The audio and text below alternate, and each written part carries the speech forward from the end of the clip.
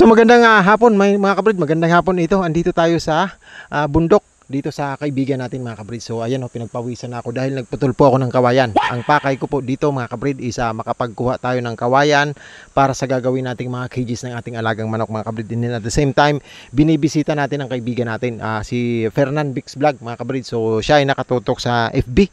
Doon siya laging nag-upload. Tayo naman isa dito nga sa YT mga kabrid. So ayan pinagpawisan tayo kabrid. So ayan ang dami sanang bunga ng kakao kabrid. Kaso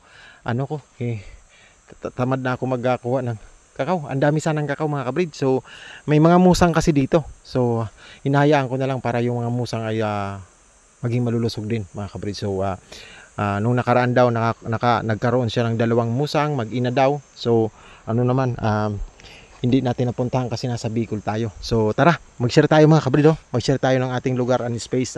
Maghingi tayo ng ligaw na gulay, yung ugbos lubi-lubi. Kung baga sa Bicol is tawaging ugbos lubi-lubi. So tara, samahan niyo ako. Bago ang lahat mga kabrid, mag-intro muna tayo.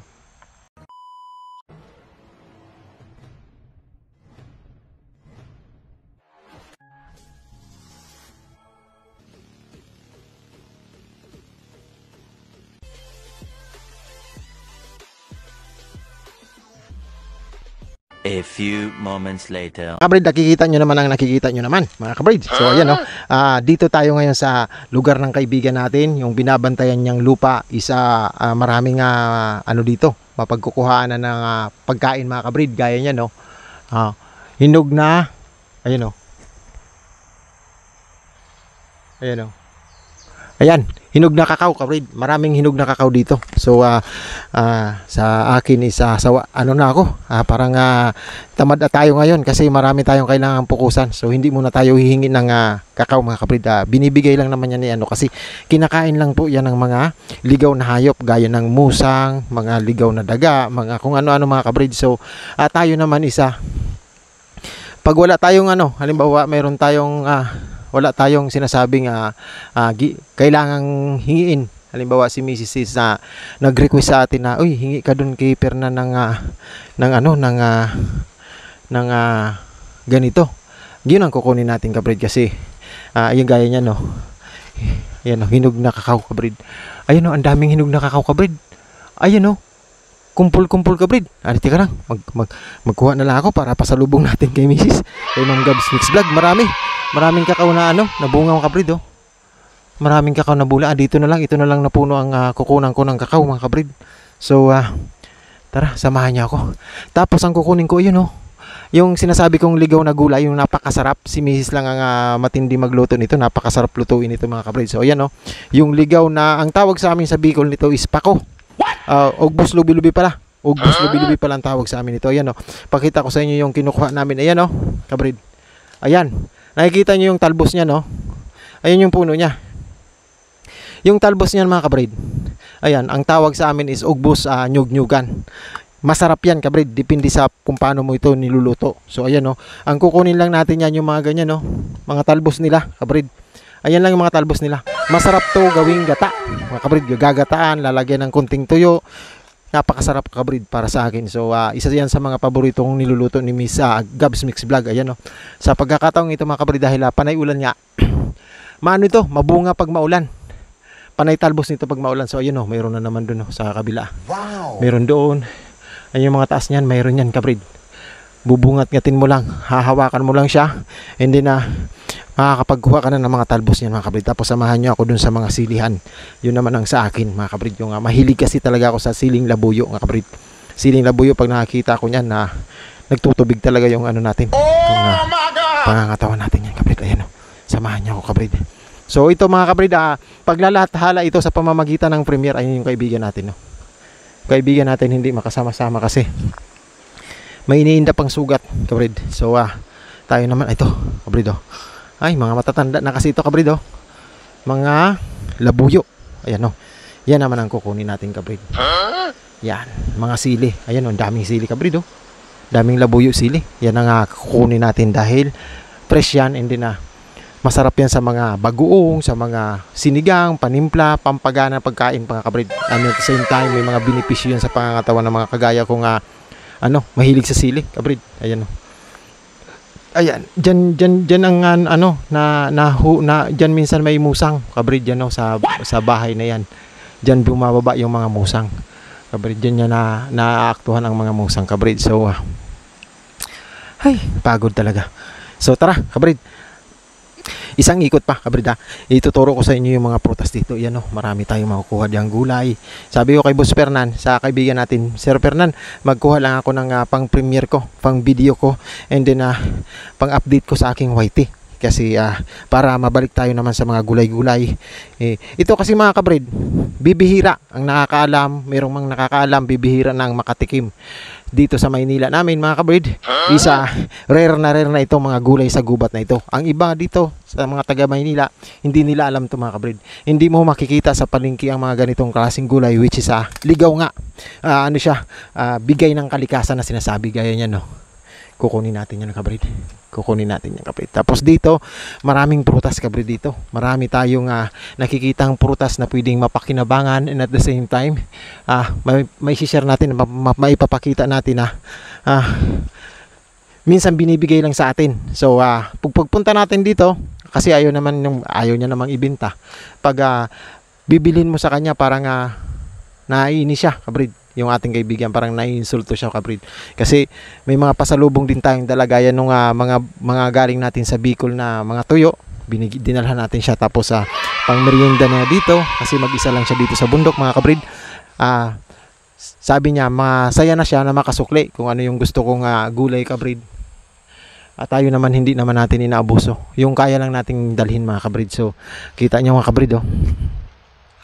Nakita nyo kabrid, ayan, kikita nyo. So ayun, ang daming kakao kabrid dito. Andun yung puro kakao kabrid oh. Sige, puntahan natin yung puro kakao kabrid. Dito nakakita nga ako dito kabrid ng ligaw na pusa, yung musang diyan no, sa taas. Diyan siya nag-ano. So hindi ko siya inaano kasi ano ita, para hindi natin masira ang natural ecosystem ng kanilang ano, kaya hindi ko masyadong kinukuha yung mga kakao, kasi doon lang sila kumakain. Kumakain po yun ng mga prutas, and at the same time mga karne din, mga kung anong isda, ganun kumakain po yun. So ayan o, ito kabrid. So ayan, kakao. Ang daming kakao dito kabrid oh. Pag tag-ulan, tighinog ang kakao kasi kabrid. Base sa experience ko, hindi siya ano siya continuous magbe-bear fruit talaga siya. Lagi siyang namumunga, tag-init may bunga, taga-ulan may bunga, puro laging may hinog. Lagi siyang mayroon kabrid. So ayan to kabrid oh. Ayan oh, ang dami oh. Kakao. Ayun, kakao. Ayun. Susungkitin lang kasi maliliit ang sanga nila. Ayun oh, ang daming kakao kabrid oh. Ang lalaki kabrid. Ayun oh, ang ganda nun oh, parang pula kabrid. So tara, samahan niyo ako. Pero naman, sana hindi tayo makaano ng gaya ng mga ahas-ahas ba. So ayan o, gagawa tayo. May papakita kasi ako sa inyong nadaanan natin. Sabi ko noon, sinabi ko sa kaibigan ko na, Sir Fernan, kunin mo na yung langka doon kasi malaki na, ipahinog mo na yun at baka mapano pa yun, baka may bisita ka na iba. Kunin nang hindi nagpapaalam. Sabi niya, hayaan mo lang. Sabi, sige, kukunin ko, sabi niya. Nung binalikan ko, ayun na siya oh, nabulok na sa taas. Ayun oh, pero siya, hinog yan. Hinog yan kabrid, kaso yung niya, balat kasi hinog sa puno. Pero yung loob niyan kabrid, hinog yan, may parting hinog pa yan kabrid. Sabi ko, akyatin ko kasi para mapakinabangan ba. So maya pagkatapos ko nitong ating update mga kabrid, yung ating vlog, 13 minutes to kasi premiere to kabrid. Unahin natin yung akyatin. Sunod yung kakao. Baka nga hindi na tayo muna magawa ng kawayan kasi parami yung karga natin. Dinala ko pa naman dito sa baba yung motor kabrid. So ayan oh. Tara, ikot. Ito kabrid oh, ito yung ano ba yun? Yung pungkan, yung lokban. Kung sa amin lokban, yung malaking, yung suha. Ano to kabrid? Seedless. So inaabangan ko rin tong malaglag kasi inaantay niya lang talaga malaglag kabrid. Pag hinog na, nalalaglag na. Ayun, walang buto. Ang sarap ng suha na dito mga kabrid. Yung wala siyang buto kabrid. So seedless sinasabi. So tara, meron pa nga doon isang langka oh. Nagsisimula na rin mabulok. Hindi, ayaw niyang ibaba. Sabi ko, ibaba mo na tapos pahinugin mo na lang sa lupa, ilagay mo sa safety na lugar, tapos doon mo na lang antayin maghinog. Ang sabi niya, wag kasi iba daw ang lasa. Ang gusto niya ng prutas na kinakain niya isa yung bang hinog talaga sa puno. Apakasarap pa naman kabrid pag hilog sa puno ng langka. Kasi minsan nasubukan ko na yan dito, binibigyan niya ako isang kalahati kabrid. Isang kalahati niyang laking langka, isang kalahati na hinog. Naku po, sabi ko paano ko. Hindi ko madali-dali ba, hindi ko maubos-ubos. So nabawasan ko lang ng konti, inuwi ko sa bahay.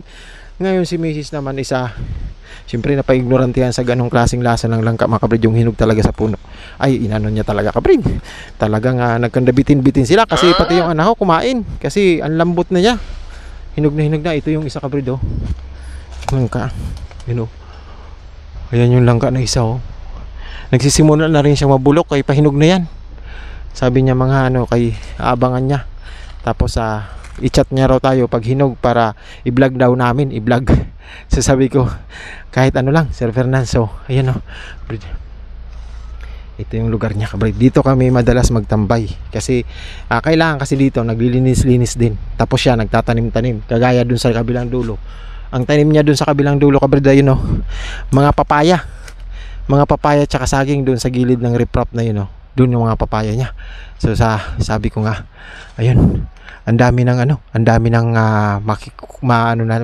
kumbaga sa abundant siya sa mga prutas. Yung mangga dyan, doon sa dulo, maglakad-lakad lang, mayroon pa. May nahuhulog pa na mangga mga kabrid, mga hinog sa puno din, yung mga malulusog, walang butas, walang problema. Ayun may mga nyug pa nga siya, hindi niya maiba. Inaantay niya lang magsihulog. So ang buko kasi ang nyug, mahuhulog yan pag mayroon na siyang yung iba, yung hindi siya masyadong nadidisturb, nahuhulog yan, meron ng turok, meron ng tubo na maliit. So sabi ko sayang kasi kung may turok na, konti na lang mapakinabangan mo. Pero pwede siyang pangtanim mga kabrid. Ang ginagawa niya lang, nire-recycle niya lang, tanim lang siya ng tanim. Tapos kain lang kung ano yan, sobra.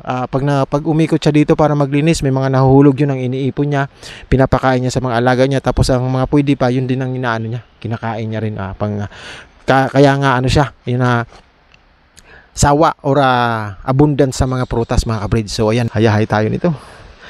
Sir Fernan, shout out. Ayun ayun. Thank you, salamat sir. Ito. Yan ang idol ko, boss. Yan ang kaibigan natin. Yun. Ayun ay lakas talaga ni Sir Fernan, sir. Ayun salamat sa inyong pagsabay. Hanggang dito na lang. Okay.